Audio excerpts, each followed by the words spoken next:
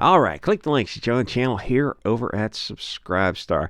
I think Hollywood and video games and anything that's dealing with pop culture is going to have a come to Jesus moment pretty quick, because it seems like everything they're putting out there is nothing is really landing with people, and if they're waiting for the audience to catch on to woke video games or movies, I don't see it happening. In fact, I see the audience going in the other direction because people are getting, I don't know, further.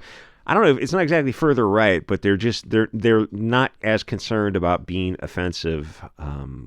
Where this SJWs on social media would try to shame people and say, "Oh, so what you're saying is insert some straw man here. You don't like our globalist propaganda, then you're some kind of istophobe." And more people now are just going, "We just don't care anymore. There's nothing to get excited about, whether on the big screen or the small screen."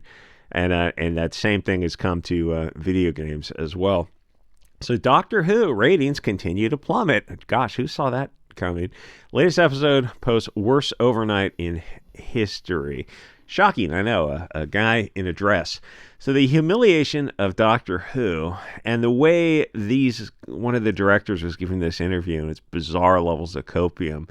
The way these globalist parasites think is they always speak in the newspeak of, we're challenging the audience and starting conversations. But that translates to, it's all gay, race-swapped cowboys eating pudding. They never actually challenge anything because it's all left-wing people pushing these left-wing, whatever's the soup of the day for left-wing people. It's like that's what you're going to see in comics, video games, and movies. Oh, yeah, let's have a discussion about pronouns.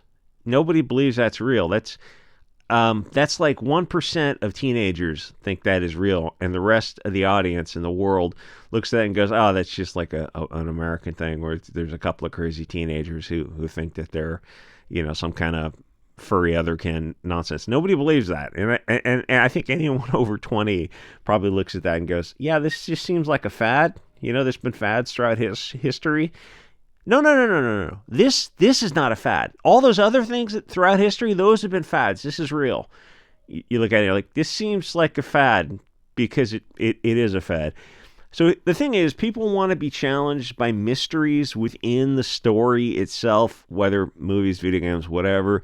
They want to be challenged with scientific conundrums, if that's what the movie's about. Things that work within the story universe but are not slanted politically. It's kind of the example of like a hot button political issue, whatever, something you have your mind made up of already. The blonde political guy with the red hat, or some issue about abortion or something. One, nobody wants to hear that discussed in a TV or a movie, or nobody wants to be lectured to by the worst people on earth. And two, if you're an adult, you already have your mind made up, and your mind is not being expanded by people who cannot consider a right of center perspective. They always talk about different diversity of thought or different viewpoints or whatever, and you look at them and you go, yeah, but there's nothing. Everything is left wing in the mainstream. There's no right of center perspective at all. It's only, and they look at you in all seriousness and say, yeah, but there is no right of center perspective. It just doesn't exist. I mean, these people they're that deep in an echo chamber. So this is obviously not what these degenerates do in Hollywood to tell something, somewhat neutrally. They grind every possible axe on things that alienate half the audience, which they eventually lose, and then they see their numbers drop, you're seeing this across genres, which is why I think they're going to, one of their investors is going to have to seize control of the company and turn things around. And Disney this is, I guess, owned by Disney or in cooperation with the BBC and Disney. I don't think you're going to turn Disney around. I think they're dedicated to this. And I think they've also tainted their brand. And to get a new brand requires years and decades to get a new audience on board with Disney. So I don't just see that happening before they run out of money. This is the direction they want to go in, and they're willing to take this into bankruptcy or until a bigger company, Apple or something, buys them out.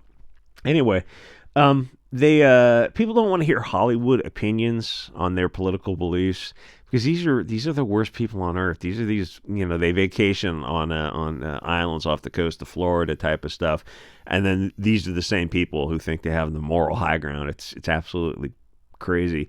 And we obviously don't give a shit what Hollywood thinks about moral issues or any current political issues or ethics whatsoever.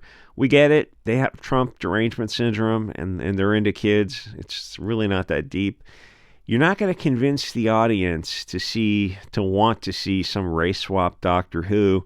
He needs, somebody wrote it as Doctor Who with a question mark. He needs to be played by at least a native European. Yes, he's a space alien. Yes, we get that, but it was set in the UK for a long time. People have certain expectations, and I will say that the riots, the 2020 Summer of Love, has made people more in-group preferenced, and they're not shy about expressing that more and more. So I don't know if it's not exactly that they're coming to the right, but they're becoming more politically incorrect and comfortable with it, which is fascinating to see. And I think there was a mixed race relationship for the sidekick, and they had a kid, a guy in a gay kid in a dress. That's just too on the nose. Lecturing us on a male presenting doctor. How do you write those lines and like nobody reads that and goes, yeah, that's just too much.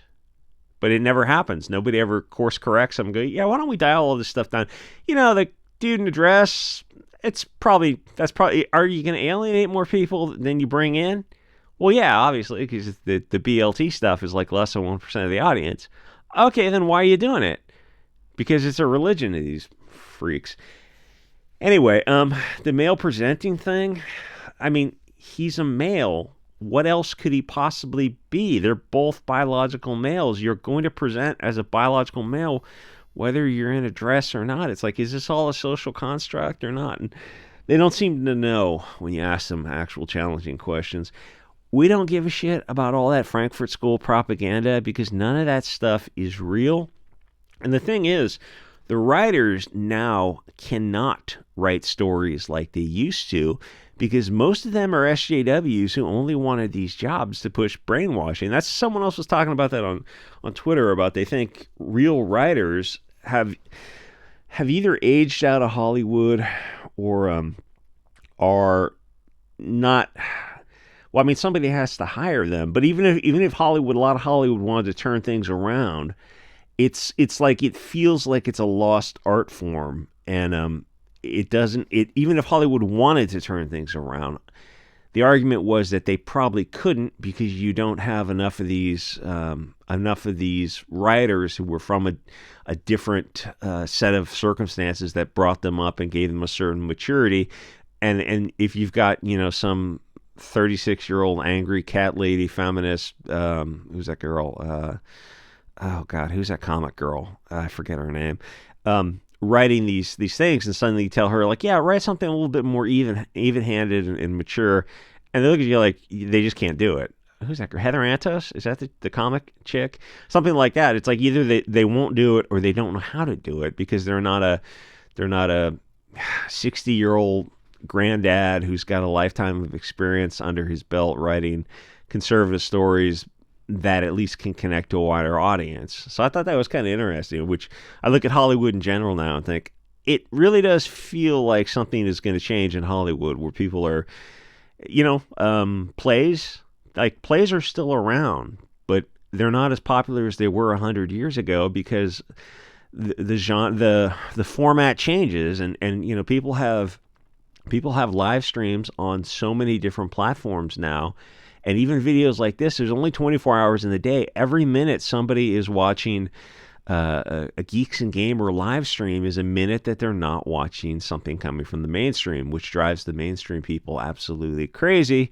which is probably why Google bought YouTube, so they could control the narrative as much as possible. But I mean, what happened was they made it so bad that BitChute and Odyssey and DLive and all these other platforms started to come up because people had. I mean, YouTube is just so safe and boring now. It's if you've been on YouTube over 5 years, you know how bad YouTube is now, where everyone has to be so careful about what they say. It's like, well, it's just not as fun anymore, where you can get on Odyssey and you can say almost anything you want.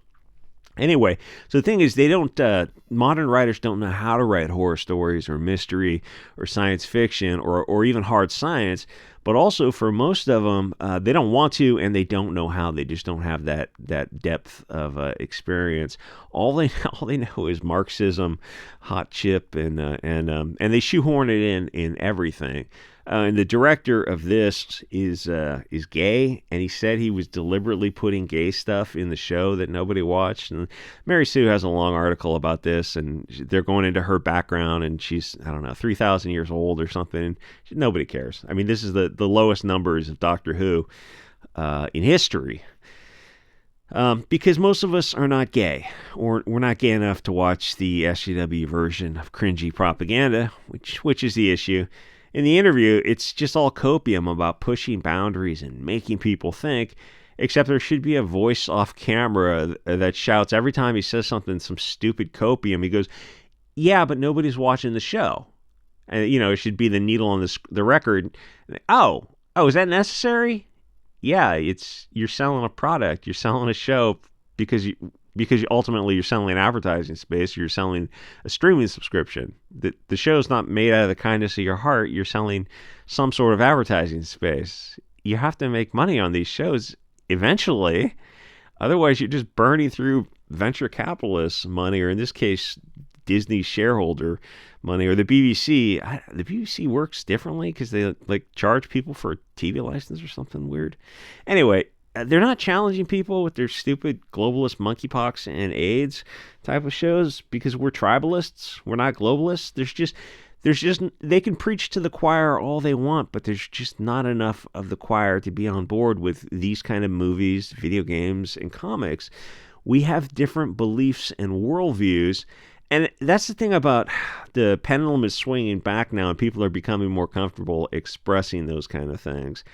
So the summation is that this BLTVG, whatever, race swap, transfer, otherkin, that's not what the audience expects. Just get somebody who looks like the old Doctor Who, an English guy, a real English guy, and some of them, Mary Sue, I think it was my favorite, Leishman, was saying her dad is not around anymore. He was a Doctor Who fan, and I guess this guy lives in Scotland, which means he has a piece of paper that says, he's from that area. And she goes, it's a shame her dad wasn't around to see a Scotsman play Doctor Who. And she's talking about this guy. You're like, he's an African? He's a sub-Saharan African? He's not Scottish? But in her mind, he's legitimately Scottish, and that's the worldview they have. And you go, the Scots are a people. Like all the people in those countries, the French are people, the Irish are people. A piece of paper doesn't make you that. But in their mind, it's like, oh, finally a Scotsman plays the role. You look at him like, you're just crazy. The things you're saying are nuts. If Elon Musk played a role, would you say, finally an African is playing this role? And then the worldview they have is just, it's so loopy that you can ignore reality, but you can't ignore the consequences of reality. If you've got those pains in your arm and your chest, you're probably going to have a heart attack, whether you want to or not.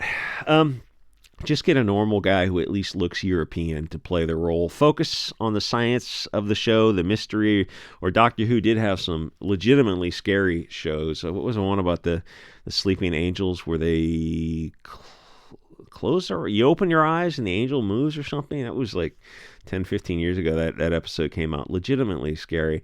You're going to have to skip all the gay identity politics, and it's nothing against the gays. I love the gays. Love the gays. Most people don't love or hate the gays. We just don't think about them, and we certainly don't want to see it in the show. And it's not istophobia. We just don't care. We don't understand it. It's just not us. And the thing is, it's not the majority of people. Most people are just, I almost said normal. Most people are just straight. They're just in a, normal being the majority relationship. That's going to be like 99% of people are hardwired to that. All the kids today, it's a fad. I know you, Dad, it's not a fad. It's a fad. Every generation has a different fad. In the 50s, it was mopeds and leather jackets and whatnot. And get rid of the diversity, because people really hate diversity now, and now much more after the 2020 BLM Antifa riots. People are done with all that. And it's not just me saying this. Something like 2 million people watched the show, and in TV terms, that was an absolute bomb. Like I said, lowest in history.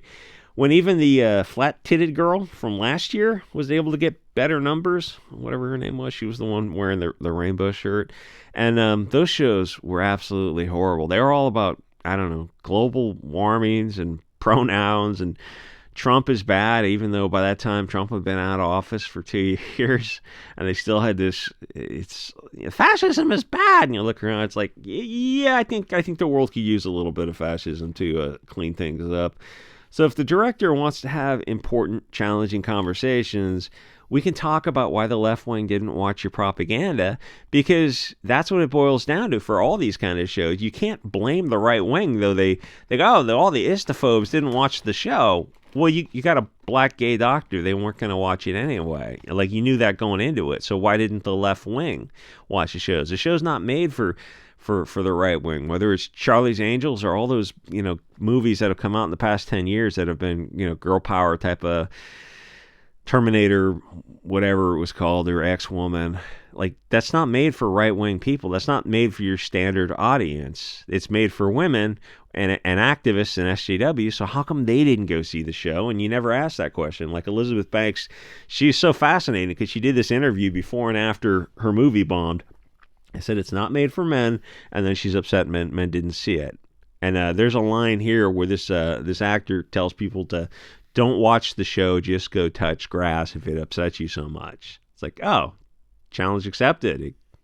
The last one got 2 million viewers, which in movie terms is very, very low. The thing is, it was made specifically to be a toxic far left show, but that's the issue. It was like the She-Hulk, which got one season because they owned the chuds in the audience by alienating the audience, the male audience who's familiar with the comic book character, and seeking a female audience who didn't turn up in the numbers they needed. And so they didn't get another season, though there's talk now that they want to try to bring it back for another season. It's like, you might as well. It couldn't do any worse. And in fact, yeah, I would, if I was on board that crew, I'd say, yeah, bring it back, because learn from your mistakes in the first season and just try to make a fun, silly show. I don't know, a little bit reminiscent of Ally McBeal if you can. Obviously, they're not going to do that because everything is woke. Everything has got to be some kind of feminist nonsense. And I just read this fascinating article about this woman is talking about single chicks in their early 50s, I guess the late Gen X maybe, and they're talking about they were lied to about feminism. And a lot of them are, they're career women, and they go, yeah, we missed out on having kids and a family. And it's like, she's just brutally honest about it, because it's not great. We were lied to. We were sold a bill of goods. I'm going to do that for Odyssey. So they can talk about all these woke ideas they're trying to push on people, but why doesn't the left wing support all these musical aids type of movies? Why doesn't preaching to the choir work? I don't know. It's a good question that they'll never ask, because they'll never blame their own side. Even when that guy Eichmann or Eichenwald, he made a gay comedy, but it was like had a lot of adult graphic scenes in it, set in San Francisco or something. Okay, so it's a gay comedy with like graphic adult concept themes. So the right wing, the straight male audience is not going to be on board with that. I saw a few minutes of it and I couldn't watch it anymore. It didn't make sense. It just felt, you won't feel good watching it. You'll feel sad for these people because, I can't even really talk about it on YouTube because these people have also been sold a bill of goods and brainwashed. Anyway, so the movie loses $30 million for a low budget film, and he gets out there and he blames middle America. It's like, why would you think a gay comedy about two city guys was going to sell to a straight male audience. You can make a gay comedy, but it's got to be like La Cage aux Folles or something like that with Robin Williams, where it's funny and it doesn't have graphic scenes about fat, ugly people in threesome relationships or something like that. Nobody wants to see that. Or angry women in Birkenstocks, that kind of stuff.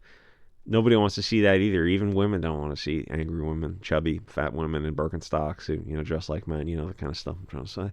Anyway, like, comment, subscribe. YouTube showed me my weekly update. They do send you a weekly update every week. Now, you only made 2 videos last week. I'm like, I was gardening like crazy. I turned a yard into a garden. Anyway, like, comment, subscribe. I will see you guys all next episode.